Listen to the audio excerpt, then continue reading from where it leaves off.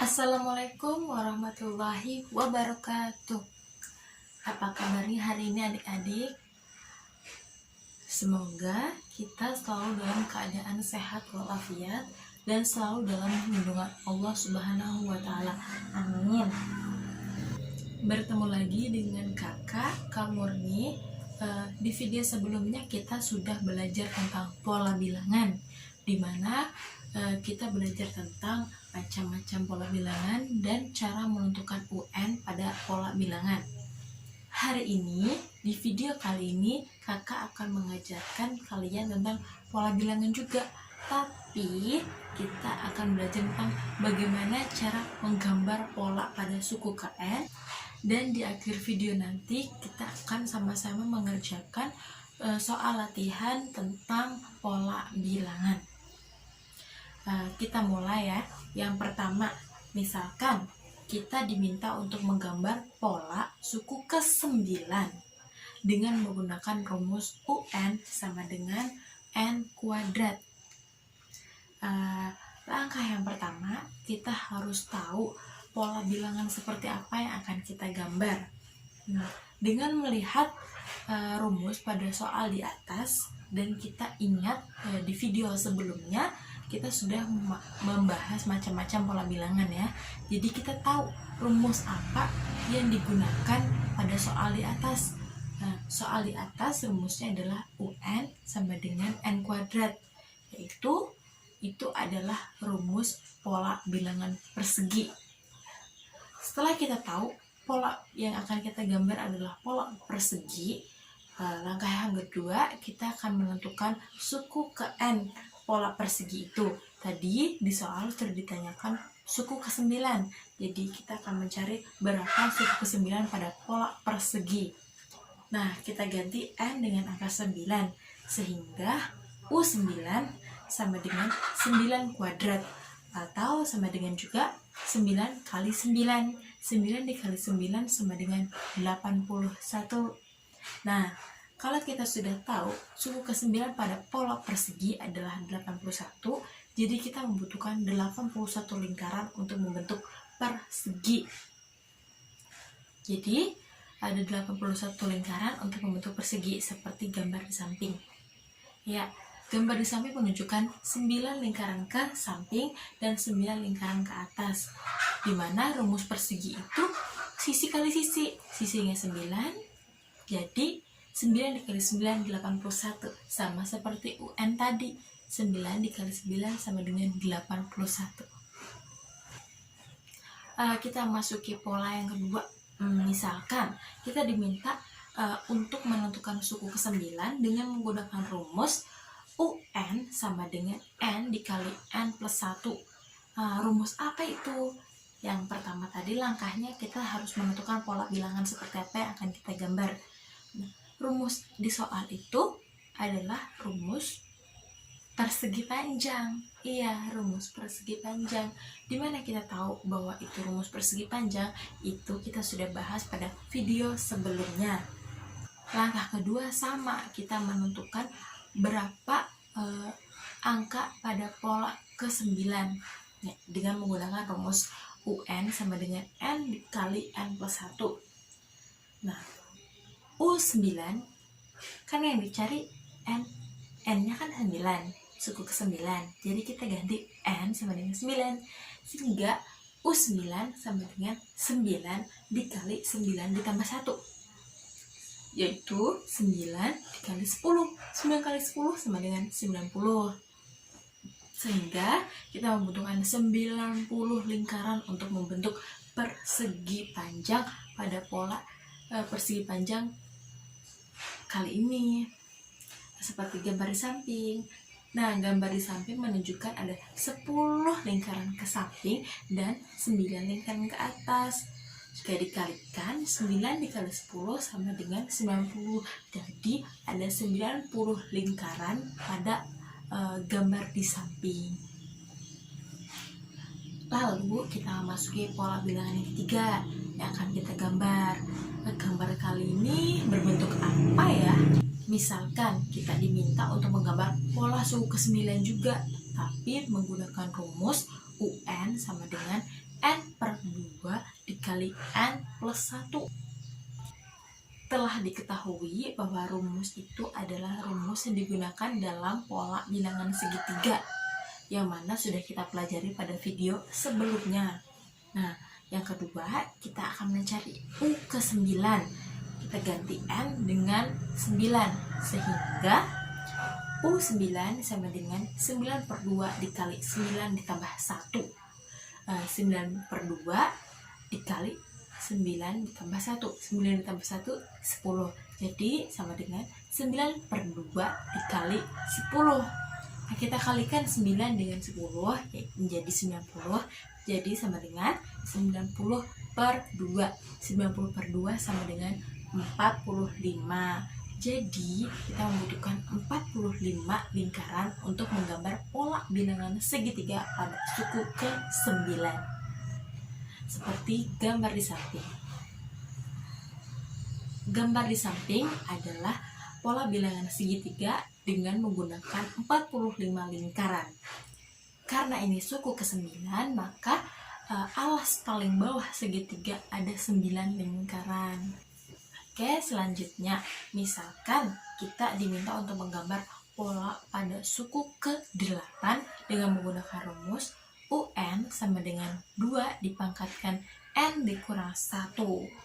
Dengan melihat rumus yang ada di soal tersebut, kita lihat UN sama dengan 2 dipangkatkan N kurang 1, di mana itu adalah rumus pada pola bilangan segitiga Pascal. Ya, itu adalah rumus mencari pola bilangan pada segitiga Pascal. Nah, yang kedua, kita akan mencari U ke-8. Jadi kita ubah N menjadi 8. Sehingga U8 sama dengan 2 dipangkatkan N kurang 1. N kita ganti 8, jadi 2 dipangkatkan 8 dikurang 1. Sama dengan 2 dipangkatkan 7. 2 dipangkatkan 7 artinya perkalian berulang 2 sebanyak 7 kali, yaitu 2 dikali 2 dikali 2 dikali 2 dikali 2 dikali 2 dikali 2 dikali 2. Nah, 2 dipangkatkan 7 sama dengan 128. Setelah kita mengetahui bahwa 128 adalah bilangan yang ada pada suku ke-8 pada pola bilangan segitiga Pascal, maka baris terakhir pada gambar jika dijumlahkan akan hasilnya sama, yaitu 128. Di video sebelumnya kita sudah belajar bagaimana menentukan angka-angka pada pola bilangan segitiga Pascal. Nah, kita lihat gambar di samping. Barisan paling bawah adalah suku ke-8, di mana 2 dipangkatkan 7 sama dengan 128. Dan bilangan-bilangan yang ada pada kotak di barisan paling bawah jika dijumlahkan sama dengan 128. Jadi, gambar suku ke-8 pada pola bilangan segitiga Pascal adalah gambar di samping. Nah, sekarang kita akan menyelesaikan soal tentang pola bilangan. Misalkan nih, ada soal seperti ini. Diketahui barisan bilangan 4, 6, 9, 13, titik. Pertanyaannya, tentukan dua bilangan berikutnya. Lalu kita akan bahas sama-sama ya. Pertama, kita lihat selisih antar bilangannya. Selisih 4 ke 6 sama dengan 2. Selisih 6 ke 9 sama dengan 3. Selisih 9 ke 13 sama dengan 4. Selisih 13 ke 18 sama dengan 5. Artinya, antar bilangan memiliki selisih ditambah 1 dari selisih antar bilangan sebelumnya. Dengan demikian, bilangan selanjutnya adalah sebagai berikut. Selisih 18 ke bilangan selanjutnya pasti 6, karena selisih sebelumnya itu 5. Kan selisihnya selalu ditambah 1 dari selisih sebelumnya. Sehingga 18 ditambah 6 sama dengan 24. Lalu untuk angka berikutnya, selisih 24 ke bilangan selanjutnya pasti 7 karena tadi selisihnya 6. Jadi 6 tambah 1 7. Sehingga 24 ditambah 7 sama dengan 31. Jadi kelanjutan bilangannya adalah 24 dan 31. Lalu kita akan menyelesaikan permasalahan sehari-hari atau kontekstual tentang pola bilangan. Nah, kakak akan bacakan soalnya. Andi diberi tugas oleh Pak Marno untuk meletakkan buku di rak perpustakaan. Di rak pertama, ia harus meletakkan 6 buah buku. Di rak kedua ada 11 buku. Di rak ketiga 16 buku. Di rak keempat 21 buku. Jika banyaknya rak di perpustakaan adalah 10, tentukan banyaknya buku yang harus disusun Andi di rak terakhir. Kita masuk ke pembahasan. Di rak ke-1 tadi atau rak pertama ada 6 buah buku. Di rak kedua ada 11. Di rak ketiga 16. Di rak keempat ada 21. Artinya selisih buku antara rak 1 dan yang lainnya adalah 5. Selisih rak pertama dengan rak kedua itu 5. Selisih rak kedua dan ketiga itu 5 dan selanjutnya ya. Setiap selisih antar rak itu ada 5 buku ya. Untuk mencari banyaknya buku pada rak ke N, gunakan persamaan berikut. UN sama dengan banyaknya buku di rak pertama atau rak ke-1 ditambah N dikurang 1 dikali selisih buku antara. Nah, banyaknya buku di rak ke-10 dirumuskan sebagai berikut. U10 sama dengan buku pada rak 1 ditambah N-nya tadi 10. Jadi kita ganti N menjadi 10. Jadi 10 dikurang 1 dikali selisih. Nah, U10 rak ke-1 tadi sama dengan 6 ya. Jadi U10 sama dengan 6 ditambah 10 dikurang 1 dikali 5. Karena selisih setiap antar rak ada 5 buku. Jadi U10 sama dengan 6 ditambah 45. U10 sama dengan 51. Jadi banyaknya buku di rak terakhir atau rak ke-10 yang harus Andi susun adalah 51 buku. Kita akan masuki beberapa contoh lain. Misalkan, tentukan 2 bilangan berikutnya dari susunan bilangan di bawah ini. Yang A ada angka 3, 7, 11, 15, 19, 23, dan selanjutnya. Yang B ada 1, 2, 3, 5, 8, 7, 11, dan selanjutnya.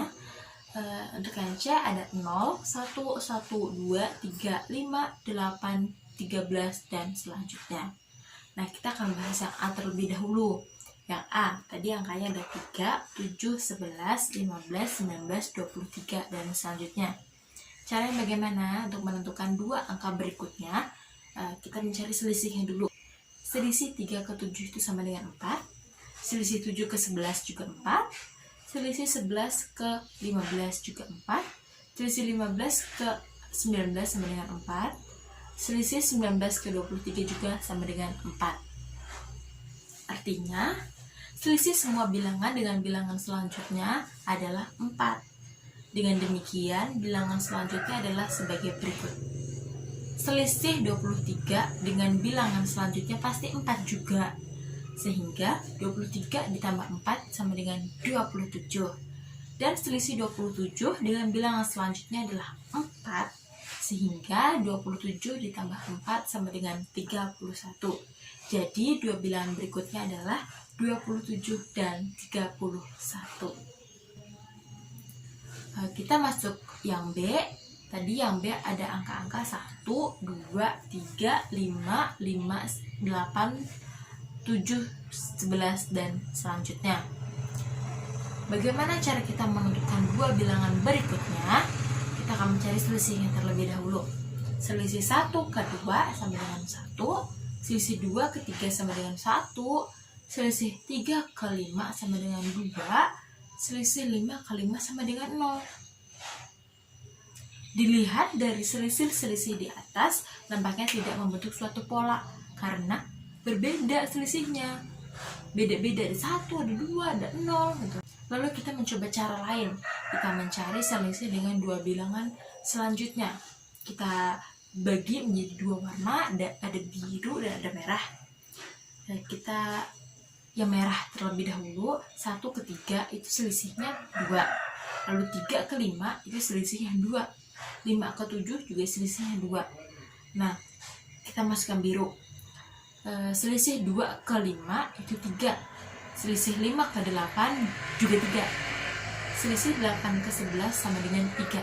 Nah, artinya selisih suatu bilangan tertentu dengan dua bilangan selanjutnya membentuk pola.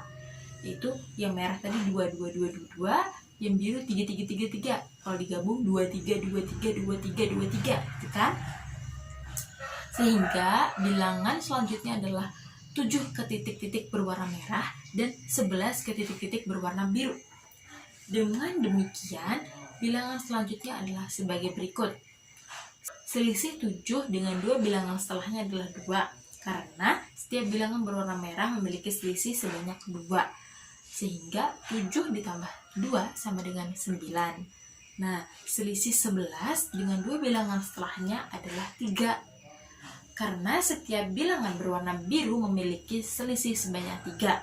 Sehingga 11 ditambah 3 sama dengan 14. Jadi, dua bilangan berikutnya adalah 9 dan 14. Kita masuki contoh soal yang terakhir, yaitu C, di mana bilangannya ada 0, 1, 1, 2, 3, 5, 8, 13, dan selanjutnya.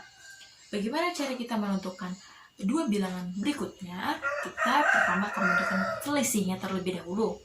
Selisih 0 ke 1 sama dengan 1, selisih 1 ke 1 sama dengan 0, selisih 1 ke 2 sama dengan 1, selisih 2 ke 3 sama dengan 1, selisih 3 ke 5 sama dengan 2. Nah, dilihat dari selisih-selisih di atas, nampaknya tidak membentuk suatu pola. Selisih dengan dua bilangan selanjutnya juga tidak membentuk suatu pola. Coba misalkan 0 ke 1 selisihnya 1, terus 1 ke 3 selisihnya 2. Kan tidak sama, jadi tidak membentuk suatu pola. Nah, pola barisan bilangan pada latihan ini, pada contoh soal ini sedikit berbeda. Bilangan selanjutnya adalah hasil penjumlahan dari dua bilangan sebelumnya. Artinya, angka 1 pada pola bilangan ketiga, adalah hasil penjumlahan dari dua angka sebelumnya, yaitu 0 dan 1. 2 adalah hasil penjumlahan 1 dan 1, 3 adalah hasil penjumlahan 1 dan 2, 5 adalah hasil penjumlahan 2 dan 3, 8 adalah hasil penjumlahan 3 dan 5, 13 adalah hasil penjumlahan dari 5 dan 8. Sehingga mencari dua angka berikutnya juga dengan cara yang sama, yaitu 8 ditambah 13 sama dengan 21, dan 13 ditambah 21 sama dengan 34. Jadi, dua angka berikutnya dari barisan pola bilangan di atas adalah 21 dan 34. Nah, kita sudah belajar tentang pola bilangan di video sebelumnya dan di video kali ini. Kita belajar tentang macam-macam pola bilangan, mencari suku ke N pada pola bilangan, dan menggambar suku ke N pada pola bilangan. Juga ditambah kita membahas latihan-latihan yang terkait tentang pola bilangan. Demikianlah yang dapat kakak sampaikan untuk materi pola bilangan pada video kali ini. Salah hilaf mohon maaf. Kita akan bertemu lagi di video selanjutnya dengan membahas materi yang berbeda.